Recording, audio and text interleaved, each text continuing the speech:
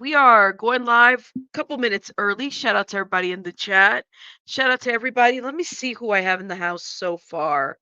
Welcome, welcome, welcome. Thank you guys for being here. Um, I am trying to get over this little cold. I always get sick.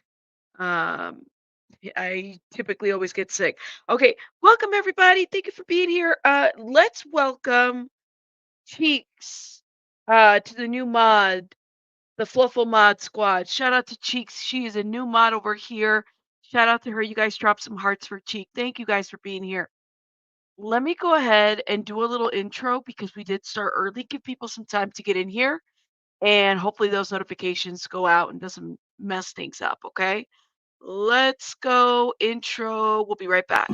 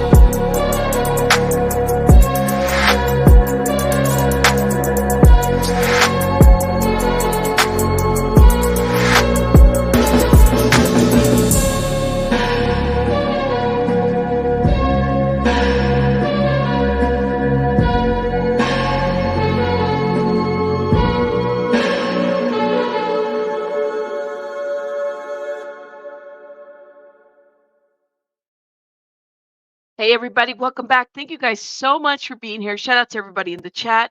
Please hit the like button. Shout out to all my wonderful members. I see Cinnabunny, Blonde Bomb, SW, Wim is in the house. Thank you, Pika.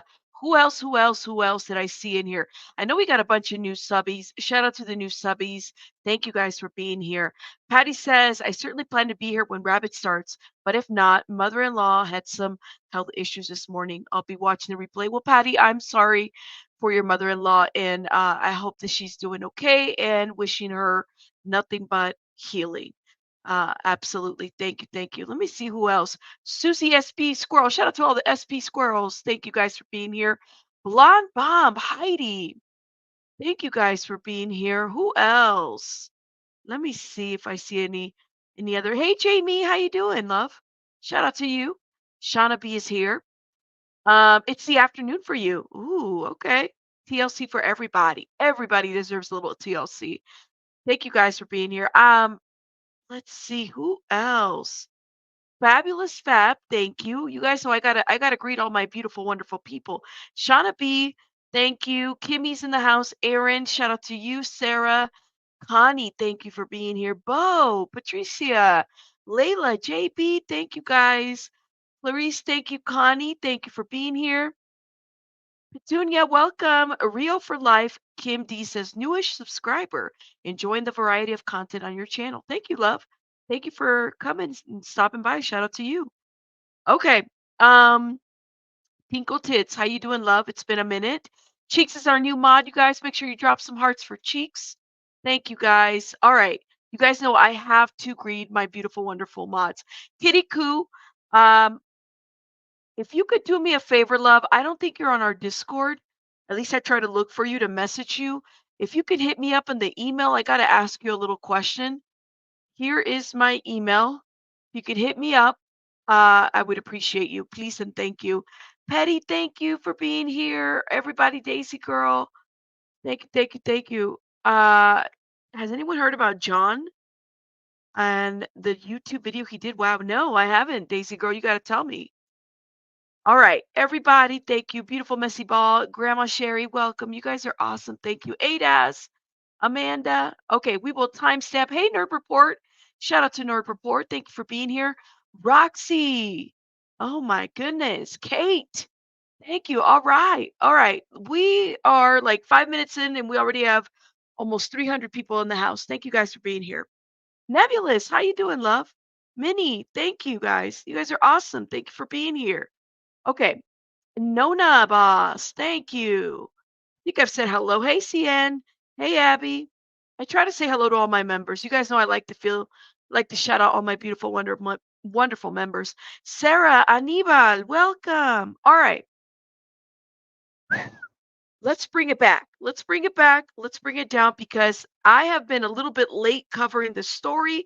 Some of the coverage that I've done this story, like I have really done it at the moment because I've been caught up on other coverage. We will go back. There's more to our interview that we did last time. Um, Before I get into this case, I want to tell you guys something. I literally had a physical reaction after interviewing Miriam, and it was what I mean by that. This is how I know that this was something that I was, co-carrying with her because of all the information that was coming in. I literally had like I went to bed and I was fine, and then I woke up sick. For me, someone who's worked in the field, sometimes, when you're in the helping field, that tends to happen when you're working to kind of understand somebody's situation or story and everything. Um, so that happens. So I got really sick afterwards. All this nasal stuff started coming out. Um, yeah, so I'm okay, and I promise you guys I'll tell you more later on. I really want to get into this Jordan Willis case because uh I've been so intrigued by it, okay? So intrigued by it. Now, for those that are new to this case, we got to start with the timeline. At the end of the day, you guys, this is for those that are new to my channel. I do true crime. Um, a lot of my coverage is in true crime. The majority of it is. I have a bachelor's degree in criminology with a minor in social science and a master's in social work. So as you can see, like I love true crime and I love anything people related. Definitely, that's my forte for those that are new to the channel. So the Jordan Willis situation with the three men that were his friends are his friends frozen, froze, right? While he was laying on a couch, so much information is coming about this case that has made me raise my two bushy eyebrows like this and like that completely. So we got to talk. Okay. So for those that are new to the story, let's get started. So I got this timeline from Inside Edition.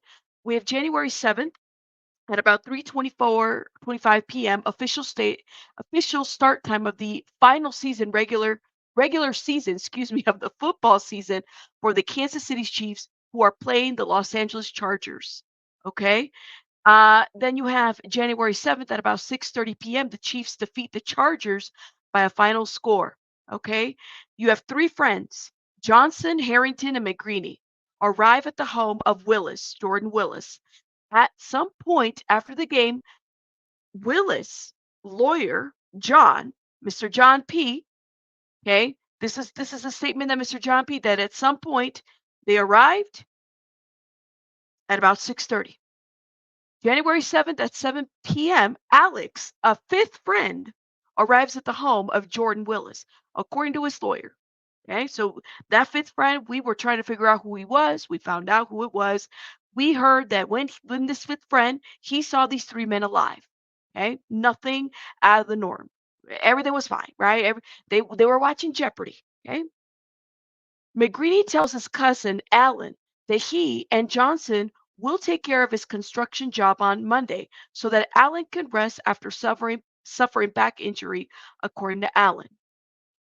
January 8th at about 12:01 a.m., Alex leaves Willis's home, according to his lawyer, and says goodbye to his host and the three friends who were all watching Jeopardy. So at about midnight, they're watching Jeopardy, right? This is what Alex is saying. This is what Alex, the fifth friend, reported to the family as well. Okay. Some of us were like, really? Jeopardy? People still watch Jeopardy? But some people still watch Jeopardy. Shout out to y'all. Um, I don't know if Jeopardy would be a show that I would watch after a football game. But then again, maybe there wasn't anything else to watch. I don't know. January 8th at about 12:30 a.m., Willis goes to bed while the three friends are still at his home. This is according to the attorney. Now, let's skirt back a little bit, just a little bit, because this is where the conflicting information comes. Jordan Willis's attorney, gave a different side of events as well, right? Keep that in mind because he had initially said that he saw the friends leave. But before he saw the friends leave, I guess he went to bed and the friends were still there watching Jeopardy. I don't know. So, Willis goes to bed while the three friends are still at home. This is according to the attorney. January 9th at about 9 a.m., McGreeney's fiance, April Mahoney, okay, and Johnson's mother, Norma Chester, both texted Alex, okay, the fifth friend, to ask if he knows the whereabouts of the three friends, according to Alex's attorney. Alex then texts Willis, but does not get a response.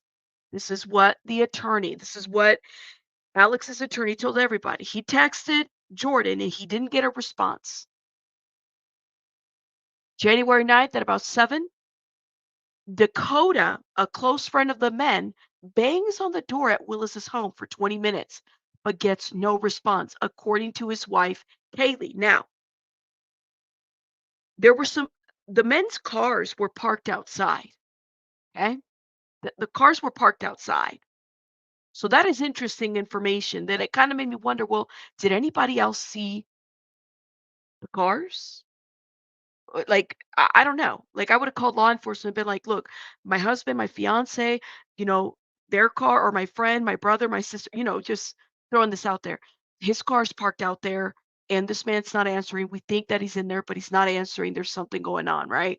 That would be my thought process. But hey, January 9th at about 9 p.m., Mahoney arrives at Willis's home. After seeing the vehicles owned by the two of the missing men are parked on the street, knocks on the door. According to two friends of the deceased, no one answers the door, and there are no other entrants due to the fence that surrounds the backyard of the property. So Mahoney decides to break into the home through a basement window, according to the friends of the deceased. She calls out for Willis once inside the house, to no avail, and once on the first floor sees a body on the back porch, according to the two friends. Mahoney then calls the police.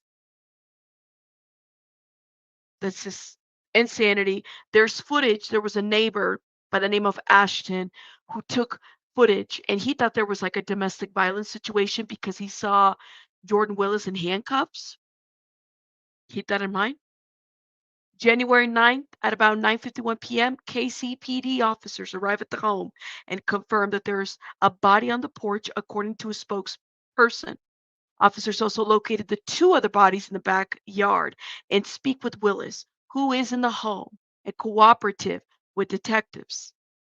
A spokesperson later says there's no obvious signs of foul play observed at or near the crime scene. Here we are, January 10th. The bodies of the deceased are sent to Frontier Forensics, a private company that provides autopsies for a number of counties in Missouri, including Platte County, where the three men died. Police say they will not have an update on the case until the autopsy results are in, which can take up to 8 weeks due to the time it takes to complete a toxicology report. That was January 10th. January 12th, Inside Edition asked KCPD spokesperson if the person renting the home had been present when the bodies were discovered, but gets no response. January 12th at 5 p.m., the names of the three deceased men or friends are released to the public by the spokesperson. January 15th at about 4 p.m., a KCPD spokesperson confirms to US Today that the person renting the home was present when the bodies were discovered on January 9th. When Inside Edition asks about the renters being home after the information is confirmed, a KCPD spokesperson says that that would be part of the ongoing investigation, not available at this time. January 10th, or excuse me, 20th, here we are, we're working our way down to present time. Okay. Paserno, which is John Paserno, Jordan Willis's attorney, sends out his first news media release as Willis' lawyer. In that release, he says that Willis had absolutely nothing to do with their deaths. Did not know the bodies were in his backyard. Did not hear anyone knocking because he was wearing earbuds and used a loud fan. Now, the earbuds are what they called noise canceling earbuds. Okay. So he uses this loud fan when he sleeps. Also, that he did not receive any messages about the missing men. At one point in the release, Paserno says that Willis does not know how or when his three friends exited the house, but then later says that the last time he saw them was when they left the house. So conflicting information. January 21st, Willis shuts down all of his social media and moves out of the rental home, which his lawyer confirms days later. January 22nd, Paserno tells Inside Edition that Willis went to bed while the three men were all still awake. January 23rd, Paserno says that the fifth person, later revealed to be Alex Weimer Lee, was with the men on January 7th and still at the house when Willis went to bed that night. January 24th, Alex Wimmerly comes forward via his lawyer to say he left the home before Willis went to bed and that he texted the renters and knows others reach out to him too, despite Willis's claims that he never received any messages. January 25th, Johnson family members tell Inside Edition that they believe the men were poisoned on the night of their death. All right. Whoo-wee. It's a lot. It's a huge timeline, and shout out to everybody that was patient. Let me read some of these super chats, okay? Tinkleton says, Miriam's interview made me think, is there such a thing as an innocent Scientologist for reals? Even if you take it back and speak out against it, most, if not all, probably committed some level of crimes against humanity. Yeah, Tinkle, we'll talk about that. I'm going to hold this comment. I'm going to save it. I'm going to screenshot it because I think this is an important comment, but I'm going to get back to that. I promise. I just, I wanted to get to this case and I'll tell you guys more later on about kind of where my thoughts, where my head is at. Um, and shout out to everybody. Thank you. Jam Jam, thank you for becoming a member. Shout out to you. Darla, thank you for the 9.99. Okay, you sent a link on IG regarding John Mahone. Okay, Daisy, I'll check it out. Thank you, love. I will check it out. And this is pertaining to the case, correct? Let me know. So, yeah. All right. So then after all of this is going down, right? And this is the timeline for those that are new to the case, because in the comments, you guys were like, Rabbit, thank you so much for doing the timeline, the breakdown, because it was very confusing for those that are not following the case. More people are coming out, more things is coming out about Jordan, right? We're finding out that the HIV, Jordan is a scientist, HIV scientist, Jordan Willis, whose Kansas City Chiefs friend died with cocaine. We're finding out what's actually, because we got a preliminary in the system of these men, which is cocaine, THC, and 3 times the lethal level of fentanyl, is pictured in goggles, almost said Googles, but it's goggles, in high school lab, as it's claimed classmates called him the chemist for his cocktail concoctions. So he was known for these concoctions, right? He was known for experimenting. People have said different things. Thank you, my love. People have said different things about this. Now, there was an interview that was done to further support the concoctions, I guess, this thing about him actually like doing this. There's high school pictures of him with this little, you know, mad scientist, Bill Nye the, science guy type of attire. Made sense. I get it. But listen to this, okay? Let me make this bigger. A lot of times I'm hearing that David Clayton and Ricky were like brothers. Jordan was kind of off on the side. True. Jordan's a chemist, bro. Jordan's what? Jordan's a chemist. They all knew him as that. It was easy for them to go have fun, but he fucked up. He made a mistake. Jordan was the chemist. He's a scientist, right? He does what he needs to do. Now, to use my cousin, my best friend, as a guinea pig, no. What about Alex Lee? What do you know about him? I know. Yeah. No, this is family, right? This is family. And you're right. Need some Z says, listen, there's no proof anything that he did anything to his friends. I don't know what's out there. What I do know is that they're not looking at this as any foul play, which is a bit concerning, right? But you're absolutely right. A lot of speculation has become of this. I thought from the beginning he made some drugs. Well, here's my question. Where did the drugs come from? Does the fifth friend, Alex, play a role in this? Where is this? Yes, and Shelly, I got it. I'm gonna play some of that too. Shout out to Shelly because she sent me a link to an anesthesiologist who's reviewing this, and it's interesting what he has to say. Thank you, Shelly, for the $5. I got it. I was gonna play it, girl. It is highly questionable. So he goes to rehab. Why did he go to rehab? I mean, clearly there was some stuff that maybe we don't know. We don't know Jordan, right? Right? Any idea that he might have brought drugs? No. Jordan had him. Jordan was one. Mm, So you don't think any more attention should be paid on Alex Lee? Alex Lee is a good man. He's a good man.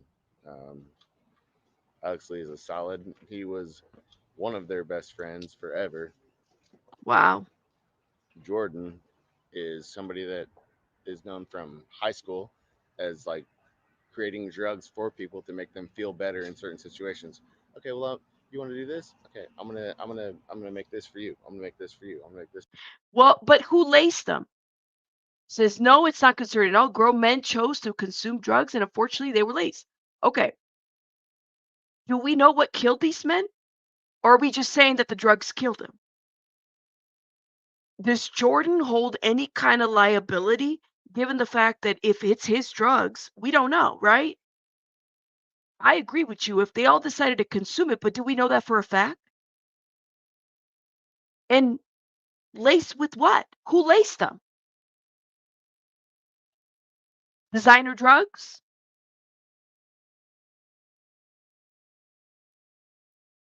Right. He did need to go to rehab. It's a lot. It's a lot. Whoever bought spent laced drugs from, but okay, so then my question is this. We don't know anything as fact, right? However, how do we know they actually purchased drugs? What if Jordan laced them? We don't know. I don't know for a fact. And if they all decided to take it, that led to these men freezing to death. I mean, could be. We don't know. His property and liability. Bokumaro, that's exactly what I'm thinking too. Right. 3 of your friends dying at your house might be a rock bottom sort of thing. You would think, right, Cheeks? Like I would think you'd have to, yeah, potentially. It's interesting. This for you, and handing him out. Hmm. The police are doing their job. If it takes time, it takes time. I will never tell them they're not doing what they should be doing. They're doing the best they can. It takes time Yep. because you want it to be correct at the end of the day. Mhm. And that's what I hope is when at the end of the day it comes out correct. It's true. See, this is a good comment. His friends dying on his property is a civil liability, not necessarily criminal.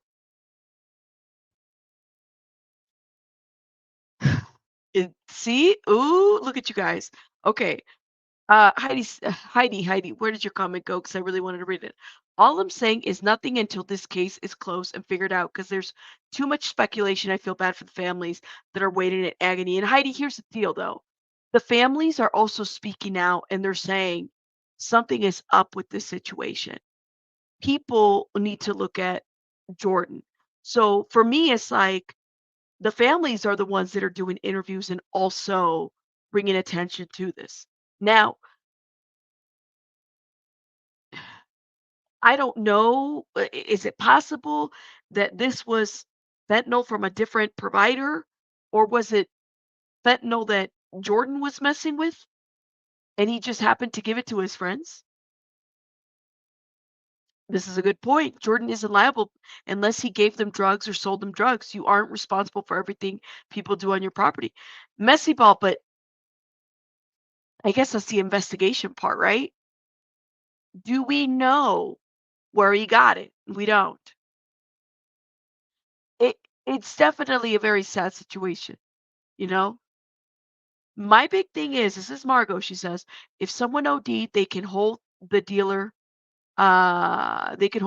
accountable and charge him. So if Jordan distributed the drugs on his property or manufactured some kind, they all passed out, that's on him. That's what I'm saying. What if there was no dealer?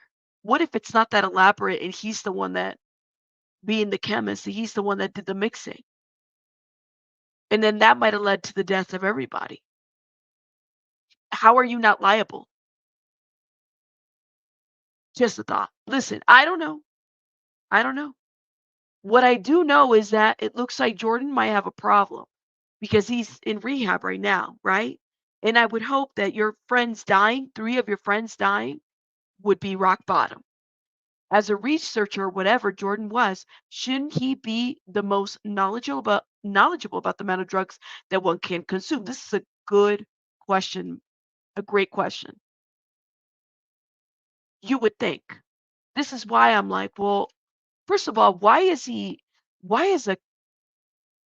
chemist even messing with things like this, right? Why? This is an interesting channel. Shout out to Shelly who sent this to me. So this is a doctor by the name, well, his name is Dr. Is it Kevin? Kevin MD. Anyways, he has a channel I just subscribed. It's called Medical Secrets. And he did some coverage on this. And he brought a very interesting point. This is what I was wondering. Fatal anesthesia cocktail freezes Kansas City Chiefs fan. Very like the first 10 minutes will tell you a little bit of like the medical side, which then makes me wonder intent, right? Intent. Anthony Cave here, your Stanford and Harvard trained anesthesiologist and integrative medicine specialist. And we have a really tragic story to talk about Mm. today about the Kansas City Chiefs fans that were found frozen alive outside of a friend's apartment. This is clearly a tragedy. And recently, their toxicology reports found a number of drugs that are used in the operating room. They're actually used in all sorts of surgeries from nose jobs to open heart surgery. And Listen to what he's saying. one of their friends was the so-called chemist that put together this anesthesia cocktail, effectively putting them under what may have been something close to general anesthesia in ways that are similar to how ancient anesthesia was performed thousands of years ago. So Jordan is a chemist. How did he not know that?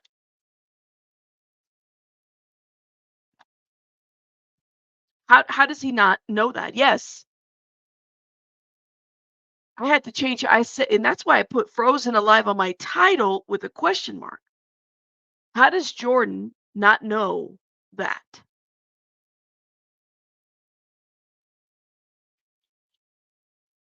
Before the advent of modern anesthesia. So we're going to talk about all the different chemicals that were found in their bodies, how they're still used in modern medicine, and what went wrong that led one of their friends to survive and the other three to pass away in the sub-freezing, or at least close to freezing temperatures in Kansas City after the victory of the Chiefs. And just as a reminder, we will have a live Q&A at the end, so keep your questions coming. We'll answer them. And let's get started first off with general anesthesia. And remember, general anesthesia is a coma. It is not going to sleep. Because in your sleep, you will shiver. You will wake up if it's too cold. You will move and get out of an environment that has a noxious stimulus, meaning a stimulus that might kill you. But 3 of these 4 friends seem to have slept through these frigid temperatures that would have led to them, or that did lead to them freezing alive. This is interesting. And you're right. He's a chemist, not a doctor. Keep that in mind. They likely were alive as they froze. They may have died and then frozen. We'll get to that in a minute. But first off, they were likely alive and then froze, or may have died and then froze. This is the piece we don't know. We know what substances they were using. We don't know what killed them, per se. The fentanyl that was found in their body is still used in the operating room. It was first used in the operating room before it ended up in the streets. And fentanyl is a synthetic opioid. It's used commonly in open heart surgeries because of its very particular properties that don't lower your blood pressure. They'll cause you to stop breathing, but they tend to keep your blood pressure stable. So as surgeons saw through the sternum, we give whopping doses of fentanyl so that patients don't tank their blood pressure, meaning they don't go into cardiac arrest, but are able to withstand the extreme stimulus of having their sternum, meaning their chest bone or breastbone, cut open, so that the surgeons, like you see in the photo here, can connect them to cardiopulmonary bypass and do their surgery. Fentanyl is a synthetic opioid absolutely used in surgeries all over the world, one of the most powerful medications used for good in medicine. But as you can imagine, a case like this can render someone so comatose and so oblivious to pain, even the pain from hypothermia, that just like how the patient can sleep through their sternum being cut open, they might sleep through being slowly frozen alive. This is slowly frozen alive. Yes, spot on. He would have. Okay, let me see what you guys are saying. Let me read some of these comments. I think it's safe to say that they OD'd then froze. Okay, some of you guys said they died and then froze. I don't think you guys are agreeing. Think they died then froze. Okay. Maybe that needs to be a poll. I'm not really sure. Jordan is a doctor. He's just not an MD. That's true. Fentanyl could have been laced in cocaine before Jordan received it. If he did not test cocaine for fentanyl, he would not have known it was there. Okay, well, here's my question. Is it possible that these 3 men knew what they were taking? Will we ever really know? How do we know that they didn't they didn't know? Let's just say this. I mean, maybe this was laced and they didn't even know that it was laced. So can we really make the argument that they actually died, like they knew what they were doing before they died? We wouldn't know, right? It is possible, also possible that they didn't. Thank you. Ooh, thank you, Les Ronan. Infamous says no, I don't think so. This is what I'm saying. It's like anything is possible at this point, right? You don't think any of them knew it was laced?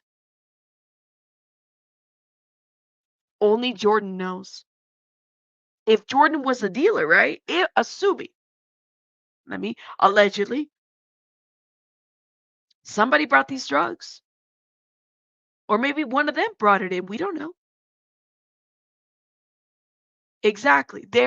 I love this. This is where your reasonable doubt relies. It is the word against 3 deceased. He can always say that they bought the drugs, right? He could always say that, well, they brought the drugs.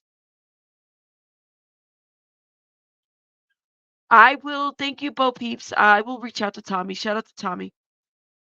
He is alive to tell his side of the story, right? His side. This is part of an anesthesia cocktail, though. It wasn't just fentanyl. Remember, fentanyl comes from the original version of the opioids comes from poppy seeds, like you see here. The unripe poppy seed is the source of morphine. And they were also found with another naturally inspired anesthetic medication in their system, and that is cocaine. So cocaine sounds Mm. similar to Novocaine or lidocaine. Common anesthetic medications as well. I have a nose job here, someone who's having a nose procedure, because we still use cocaine in the operating room today. Sometimes I use it for some procedures in the nose because it shrinks the blood vessels in the nose and it allows us to pass instruments through the nose into the back of the throat. So it's used in ENT surgeries, the ear, nose, and throat surgeries.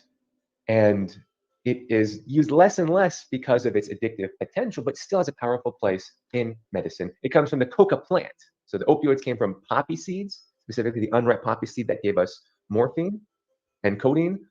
This one comes from two different species of the coca plant. Here's the deal, need some Z's. Listen, you can't, first of all, a lot of what we're talking about, we're not speaking on it as facts. So let me be very clear. We're saying, is it possible? Anything is possible. You heard me say it. People in the chat are saying different things. You can't really control what people are believing. So nobody is saying that he bought the drugs. We don't know. You don't know, right? So this is truly just having a conversation out of a situation that's public knowledge. If it's not something that you agree with, you're more than welcome to have your opinion, but you can't tell somebody not to say something because you don't agree with it, right? I'm sorry. There's a gazillion channels that are saying different things. For me, I don't know the facts. I'm just giving you different thoughts that I have as far as this goes, okay?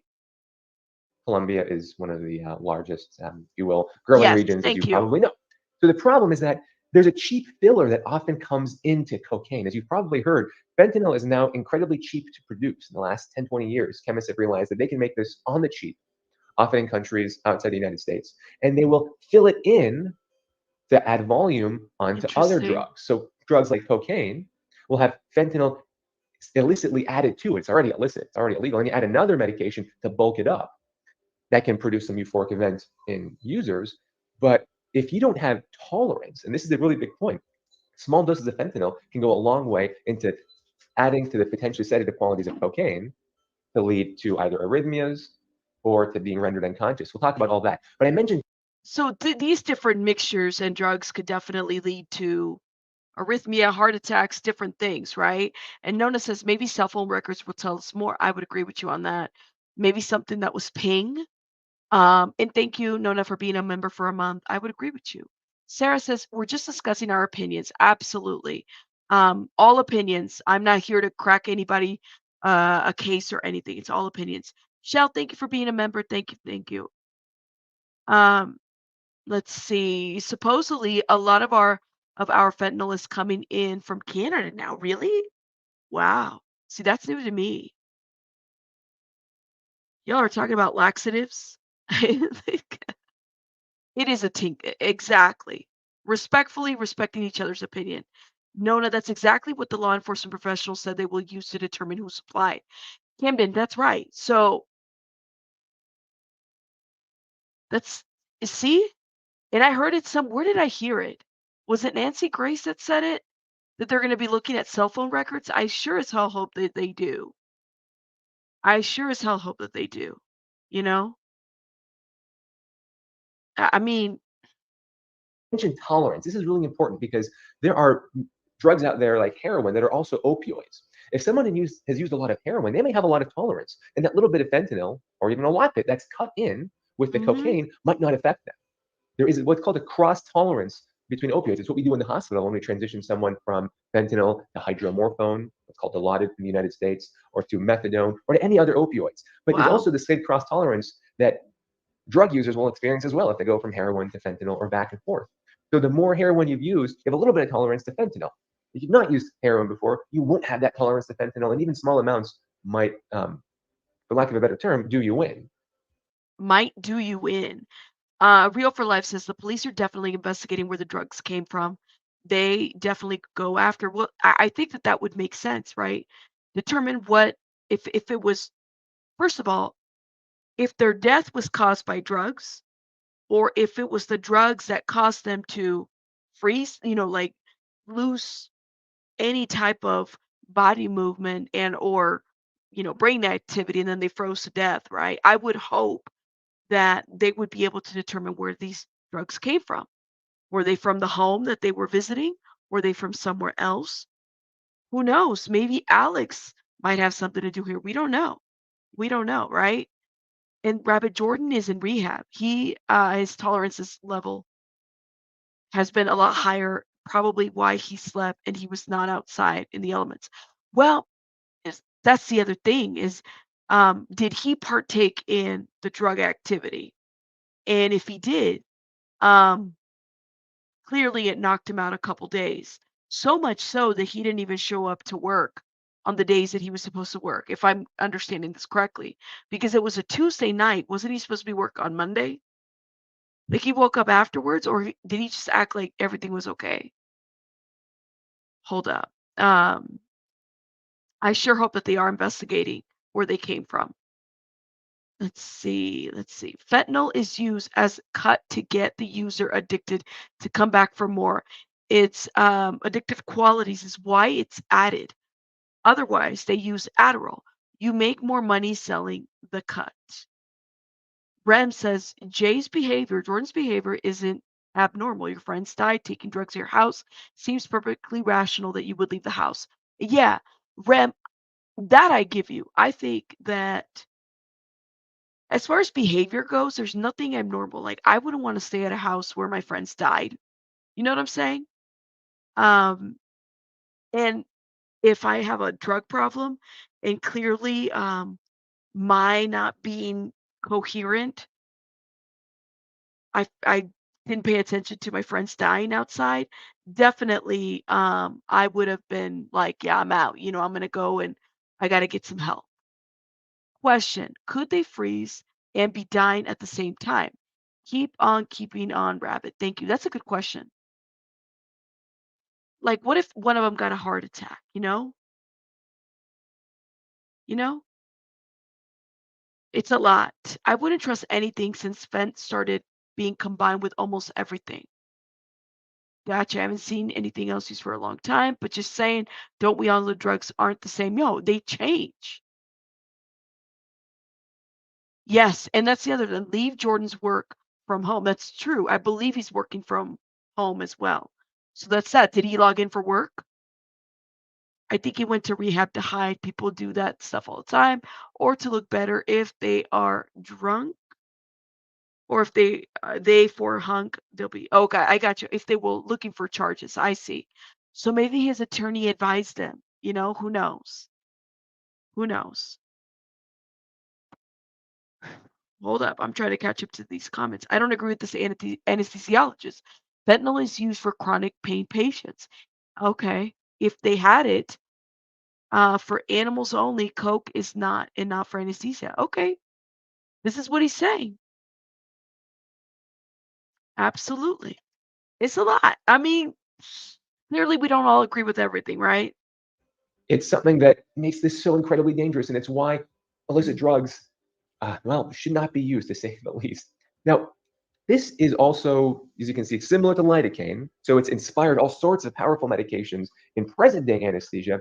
But if we look at what was also being used, there was alcohol used that night, and there was probably some marijuana as well. I've heard reports they haven't. We might find out in the next couple of weeks exactly what else is found. But the point here is that this is actually the ancient anesthesia cocktail. So their friend, the Kansas City Chiefs fans, who was putting together these cocktails, they called him the chemist, was actually reproducing what the original ancients used for anesthesia, which is a Oh combination of man. alcohol, marijuana, opioids, because we know the poppy seed has been known for hundreds of years to produce these pain-relieving properties.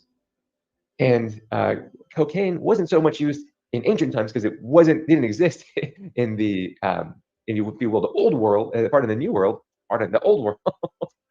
Cocaine wasn't there in the old world, but it was there in the new world. But my point is that these different plant combinations have inspired modern day anesthesia, as you can tell, but when used without medical supervision can be absolutely dangerous.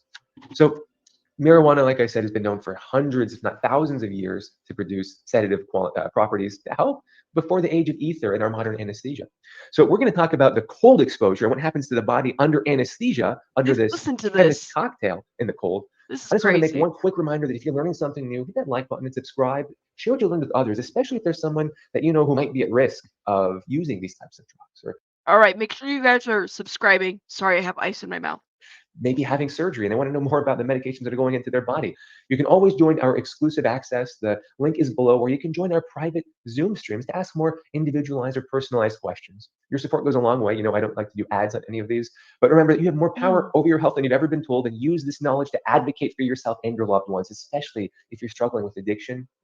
And the Cape says, sorry, dude, cocaine is from the old world medicine, and that's why coca have coke in it. Or going through a traumatic event like surgery. But moving on here, Medical hypothermia, secrets. which we define at its first stage as being under 95 degrees Fahrenheit, is pretty easily experienced if you're out in the freezing temperatures like in Kansas City. As ice baths put aside, this is actually used in modern medicine. It has what's called neuroprotective effects. Neuroprotective meaning that if you are very cold, it can actually slow down your metabolism so that your brain doesn't need as much energy. And this could be life-saving. For example, if you're having open heart surgery and you're on cardiopulmonary bypass like you see here. Sometimes we actually chill patients down when they're not getting that full blood flow to the rest of their body for any number of reasons, like maybe a clamped part of the aorta, and they So the point is, and yeah, for those that are wanting to know, his name is Medical Secrets. It's a very informative channel. It's the first time. Shout out to Shelly who actually sent it out to me. And his point is that the concoction altogether, right, that was found, it's almost like you could make the argument that they were frozen alive, right? Like they were under anesthesia, frozen alive. That is pretty scary, right? So the fatal anesthesia that they had could have led to them freezing alive. If you believe that that's how they died. Or it could have been that they took something, then they froze, which seems to be the debate in the chat right now with you guys. It's interesting. they can't get the full amount of blood to their brain to supply oxygen, will cool them down by cooling down the fluids that are circulating in this Yes. heart-lung machine that you see. You cool the patient down so that for 20 or 30 minutes, if their brain is not getting the full amount of blood that it needs with oxygen, it is going to be protected because it's so cold. It's like a suspended animation. Well, the same thing can happen, and this was actually noted over 100 years ago, when drowning victims were pulled out of ice-cold rivers. They may not have been breathing for several minutes, 10, 15 minutes, yet some of them made profound neurologic recovery. So they weren't brain dead. And this led to people actually first recognizing that, wow, if you're really cold, maybe you can protect your brain and not have suffer a stroke, because even though you're not getting oxygen to your brain doesn't need as much oxygen. Petty, but you're right. Like if y'all ever had, I've had several surgeries. You ever had surgeries and that operating room is freezing, and then they try to give you blankets to warm up, and I'm like I've had a couple. It's always freezing in those operating rooms. Fascinating that we're still trying to use this in the operating room for open heart surgery and after individuals have had cardiopulmonary arrest. There's still a lot of research around what is the ideal temperature to cool down to after someone has suffered a major heart attack and all sorts of. Yes, hold up, and I just totally skipped out. But I would say Heidi the same. I think he's speculating, because I'm not hearing him say. What he is saying is that he's saying that the drugs that were used is enough, like for somebody having anesthesia, and he's an anesthesiologist, right? So he's giving us that example. But then you put that together with the freezing temperatures, right? What does that open up everybody for? What elements are out there open for these three men, right? They could have died. They could have maybe the drugs killed him, or they were frozen alive because they didn't feel any pain, right? They didn't feel the pain of hyperthermia. This is what he said. Is it potentially possible? Yeah. We don't know. Mm-hmm. Tammy says, think about it. The man found in the lawn chair must have been feeling drowsy, dizzy, and was able to get to a chair to sit. I'm thinking he felt something and he wanted to sit. Right. Right. See, Debbie, we don't know. We don't know. But this is very interesting for those that want to keep watching. I definitely recommend. I mean, he just brings a different perspective from like a, you know, anesthesiologist side of things, definitely recommend. It's like that's no, you're right. Who came first, the chicken or the egg? That's really what it is. Yes. And then hyperthermia alters your state of mind. Keep that in mind.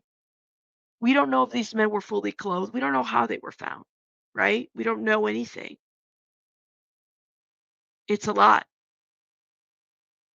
Let's see what Ashley Banfield has to say about this. My mind on this one, Alex. I fully expected we were going to hear something about drugs in the toxicology report. That was not a surprise to me. But at the same time, I didn't expect to hear from the victim's stepmom last night and hear that there were pill bottles inside a backpack that the police did not even bother to take. What are you hearing on the scene at this point?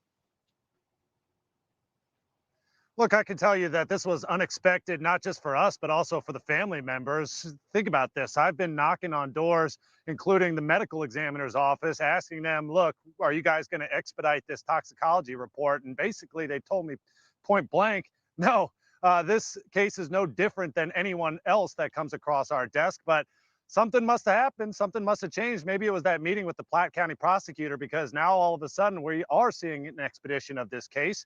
All of a sudden, preliminary toxicology reports are coming into the families, and they now know at least a portion of the story, which is inside of the bloodstream of those three men was fentanyl, cocaine, and THC. We don't know the actual specifics, the levels that might have been in that bloodstream. Certainly, it was enough to go beyond, well beyond the lethal dosage. But again, the actual toxicology reports are not in the hands of the families at this point. It's in the hands of the detectives, and they have not turned that over yet. But at least the Kansas City Police Department decided that we need to give these folks some answers at least, so that way they can get some closure. Right now, preliminary results, obviously we're asking for that toxicology report so we can get those details and we can report the official cause of death. But that still could take several more weeks. Yeah, you would think that the families, I mean, it's one thing to get a phone call from the detective, right? To tell you, here's what we can, finally reveal. It's another thing to get your hand on the autopsies, and you and your lawyer can go over them and decide what the next step is, like maybe wrongful death lawsuits, like that's something entirely possible.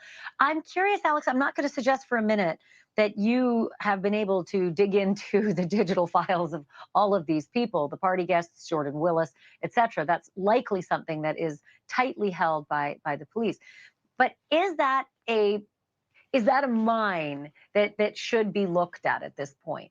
The fact that maybe there was a whole bunch of chit chat between all the guys before they came over for the visit to Jordan Willis's house pertaining to what they might be bringing with them for fun. So that's the point, is like, where did all of this concoction come about? Helen J says, how can he say we know it was lethal when we don't? All that says in our system or your system a few days. It stays in your system a few days. Gotcha. Hold made it stay longer. Potentially. Yeah, what does that mean? I guess I get your question. Petty says, so the chemist survived because he wasn't outside? Did the chemist do a drug test? I wonder if Jordan was drug tested. I mean, he's at rehab now, so I would assume so, right? Like something. If he's in rehab, will his system be detoxed? I guess HIPAA will probably prevent that info. Well, HIPAA and whatever else can't be released.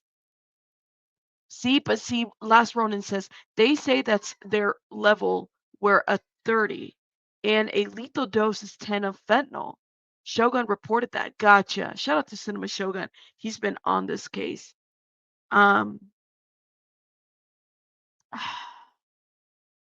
Wouldn't Jordan have access to these laced drugs given his line of work? I don't know, Shell. See, and I don't want to assume, but his hair. Thank you, Tiffany. Right, his hair is going to show everything. I mean, exposure stays longer in hair than urine. So yeah, you're right. He knew to lawyer up fairly quickly. Oh. See, Abby says, I got hyperthermia on an airplane crash. Communication exercise. My body was burning hot but painful. I didn't know I had it until I got rushed to the hospital. You felt really hot? Abby, oh my goodness. I've never met anybody who said that they've had hyperthermia. Wow. That's interesting. Fun, party favors. Mm-hmm. I think that's a great question. I think that if this does move to criminal prosecution, certainly phone lines and text messages, Facebook messages, social media. Well, then is he going to shape, like, I don't know, arm hair, pubic hair? Not if he shaves his hair, right? Media chats, that's all going to be closely examined. Obviously, we heard yesterday from the cousin of Clayton, Caleb, who said that this was just a normal activity that happens when surrounded by Jordan, that he is known to manufacture and distribute drugs to his friends for recreational purposes, was that line of thought. But certainly, I think the families, when speaking to them, they're not against criminal prosecution, but only if it actually is deemed to be criminal behavior in terms of maybe passing out these drugs, which ultimately led to their deaths. They're not saying, they're not pushing for that. Yesterday, it was mostly about just, look, we want answers. We're hoping to get those answers. And if it leads to criminal prosecution, great. But I think, honestly, that meeting with the Platte County prosecutor is probably what expedited this toxicology report, because now, all of a sudden, the Kansas City Police Department, the medical examiners are seeing real action being taken by these victims' families, and they're hustling it along. As they should. Yeah, I mean, I smell a wrongful death suit, probably 3 wrongful death suits at this point from the 3 different families. Listen, I can't imagine what they're going through, because it's bad enough to lose your loved one suddenly. And then it is brutal to lose your loved one and not have answers. And I can't even for a moment fathom what it's like to do that in the national spotlight, and then to get this call and this to be in the national spotlight. Absolutely. Are any family members sort of, talking about the effects of this on them? I mean, I just would imagine that they're grieving privately, but has anyone said anything? You know, what's interesting is I think this brings a sense of relief. Yesterday, when speaking to them, they said, we just want to know that people are looking into this, that this is an actual investigation, and that we don't have the answers, but at least someone's looking for the answers. And so when answers did come today to their doorstep, to their phones, I think that was a relief. Oh my gosh, now we sort of are getting closer to the answers that we've all looked for. So Easy Market says Jordan could have been a target from a coworker who gave him lace batch or brownies. What would make Jordan a target? Like, I get it, a chemist, HIV, but I'm kind of wondering, in your opinion, what else would make him a target? Let me know your thoughts in the comments. Remember, if something happened to someone at your home, you are very you're at least civilly responsible. Interesting. Unless he confesses to doing something, it is accidental because it cannot be proven. Intentional unless he admits to something criminal. Also, I got hyperthermia and it felt like I was on fire. Really, Kate? So you're the second person here I met that has hyperthermia. Wow. Okay. They could have bought something bad off of the street on the way. It could have been anybody, right? Patty cakes, like it could have been Jordan or it could have been one of the 3. You never know. It could have been the 5th, right? Truly, we don't know. These are answers that we all have, but the family does feel like there's more to this. There's more to the story. And I kind of feel like we don't have enough information. 3 Kansas City men found dead in their friend's backyard. We now understand from the reporting that there was cocaine and fentanyl in their system. Okay, fentanyl, probably the deadliest drug in our midst. All right, it's been 24 hours since that reporting came out. But still, why were they outside when they were taking it? What about the friend who survived? How did they get fentanyl in their system? The police say this is 100% not a homicide investigation. That means that they don't believe that someone negligently, recklessly, or intentionally caused this killing, this death. Let's bring in the first family members to speak out since the report, okay? The father and stepmother of victim David Harrington. Now, you may take exception to that and say he's not a victim. He did this. I think it's an open question. Teresa and John Harrington, thank you both for joining us. I'm very sorry for your family's loss. But Teresa, how does this information, what does it mean to you about what matters here? What matters is that he didn't take that to die. Something happened between either it was given to him. It just. Well, this is interesting. He didn't take that to die. I don't believe that these 3 men wanted to die. I don't think they took anything to die, right? So, yeah. Rabbit, have you looked into the Yuba County 5? It is another baffling case with the men and the 5 and the Snow 5 men. In fact, no, I have not. But thank you. Forensics, thank you for becoming a member. Shout out to you, love. Um, I don't I would agree. They didn't take this to die, you know?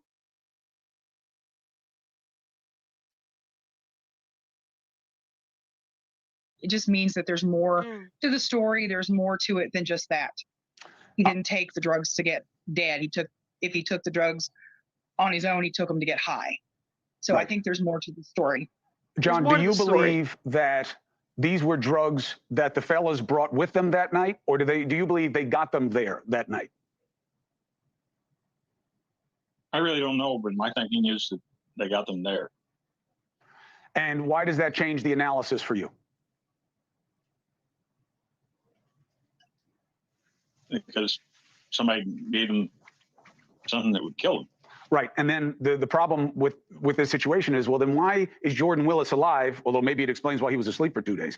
And why did Right. someone else escape with their life, but not these 3 gentlemen? And how did they wind up, your son and 2 others, outside when this was happening? Teresa, where does your mind take you on those questions?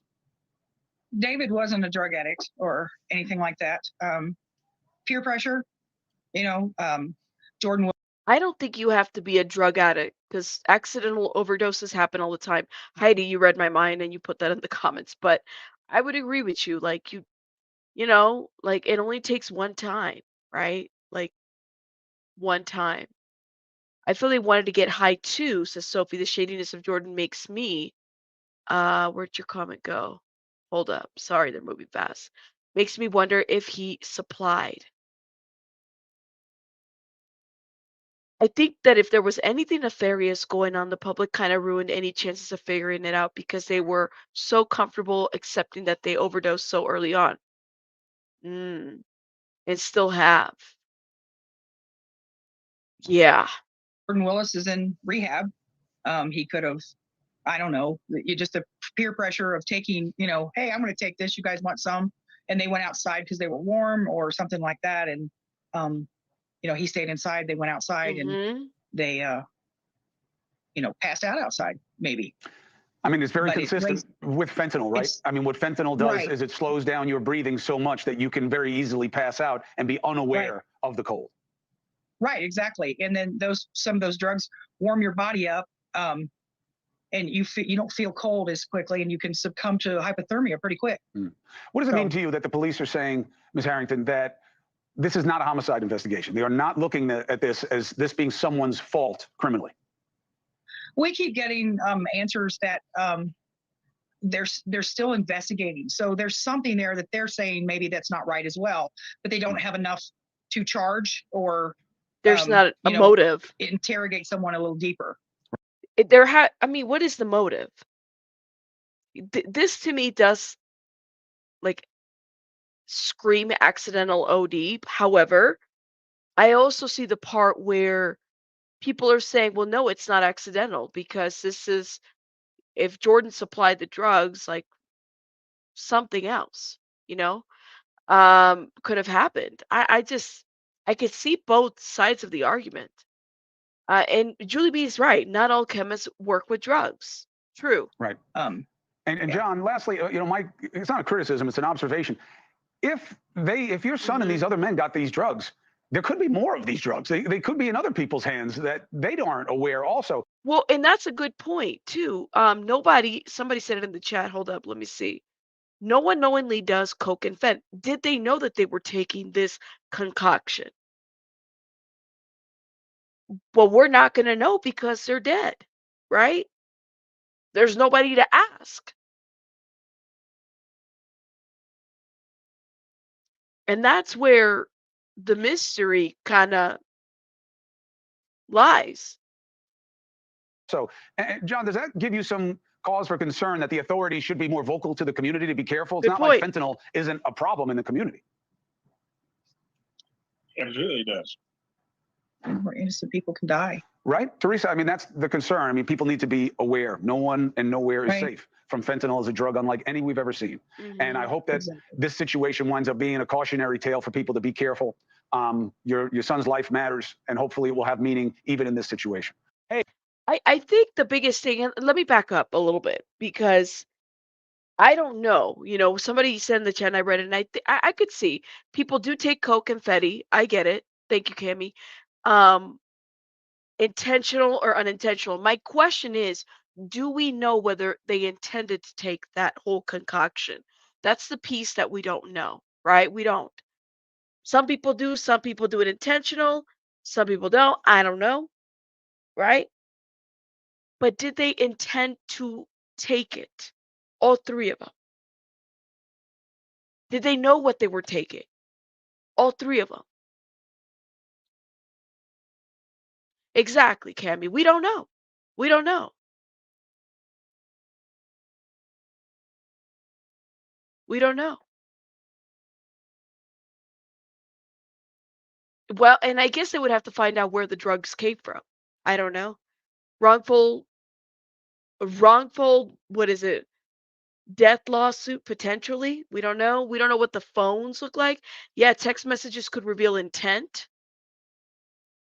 I know everybody makes up their own mind, right, Belinda? Layla says, I asked this before, but does anybody know whether or not any of these men were on prescription medication? It's a good question. I don't know. Like 3 different men, 3 different, healths. You think the phone? Okay, my blue says, let's hope that the phone records will clear everything up. Do you think that that's gonna suffice? Text messages, phone records, is that gonna tell us something that we don't know? For all we know, they could have gotten something off the street. Exactly. Your dealer may not even know that it's lace. That's right. 5 different men, assuming that Alex also took the concoction, right? Julie B, like it is 5 different men, but 3 of the 5 died. So you kind of have to wonder, did they also take the medication, like not the medication, the drugs? And if so, a hair follicle would totally, like, are they should hair follicle Alex. They should hair follicle Jordan for sure. You know what I'm saying? It is. It is definitely. That's why nowadays, if you ain't getting it straight out of the brick yourself, you don't need to touch it. I would agree. I would agree.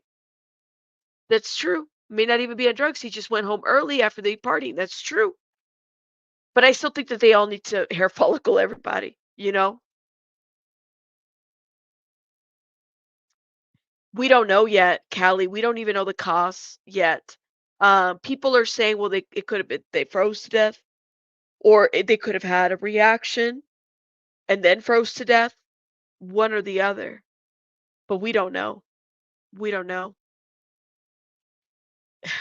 You think the 5th guy is going to tell us a great deal? No worries. All right, guys. Well, I mean, let me know your guys' thoughts in the comments. We definitely don't have answers to this case whatsoever. We'll still be following it. I mean, do y'all think that there's going to be an arrest or not? Was this an accidental situation? Or do you guys in the chat feel like there's a more conspiracy behind this, that we're not digging into this? Yeah, shop at your dispensary, not your street. Thank you, Eileen. I would agree with your comment on that one. Shop where it's regulated, not the street. You think it was accidental? You think it was accidental? Should we do a poll before we head out? Let me do that. Should we do a poll? Hold up. Let's see. Hold up. Was this cause of death? Okay.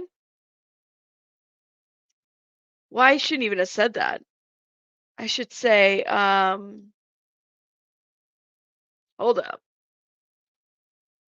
Frozen. No, I don't want to say that. It's so insensitive. I don't like that. I don't even know how to do the poll. Do you think Jordan is responsible? Yes. No.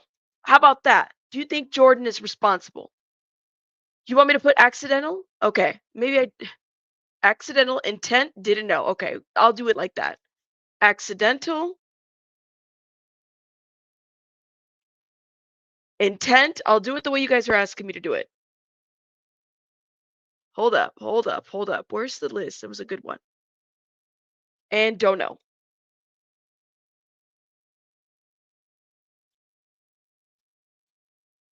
Vote.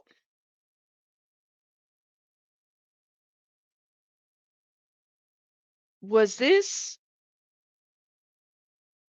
Okay. Go vote. Go vote. And while you're voting, please hit the like button. Please and thank you guys for being here. I kind of want to know what you guys have to say before I close out. Thank you so much for those that have voted and hit the like. Thank you. Okay. Was this? Oh my God, 70. Whoa, y'all are really believing. You guys are really saying that this was an accident. And by the way, when I say intent, I meant intentional, like intentionally killed his friends. You think rehab is damage control?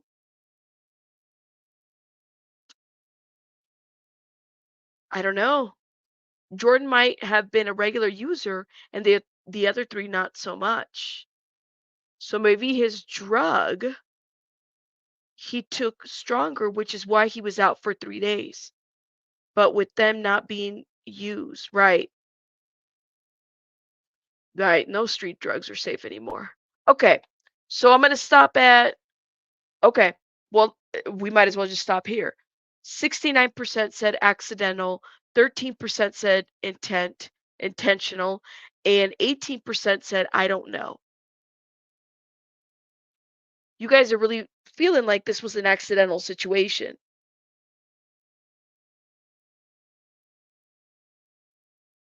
But he knew his stuff. Bridge is like, listen, this was accidental, but he knew his stuff. I like that. I like that you said that because I didn't even think of that as well. Hula May, thank you so much. Shout out to you. Thank you for being here. We don't know. A lot of this we're not going to know until the investigation is done. Through Abby. That's very true. Prescription drugs aren't any better. Okay, I'm going to stop the poll right now and make sure you hit the like button. Okay. Well, clearly a lot of you guys are feeling like this was accidental. It led the polls. All right. All right, guys. You guys have a great one. I'm having to let you guys go. Thank you so much for supporting my channel. I appreciate you guys. We will be live probably later today. Just do a little check-in, and I will talk to you guys on the next one. Rabbits out.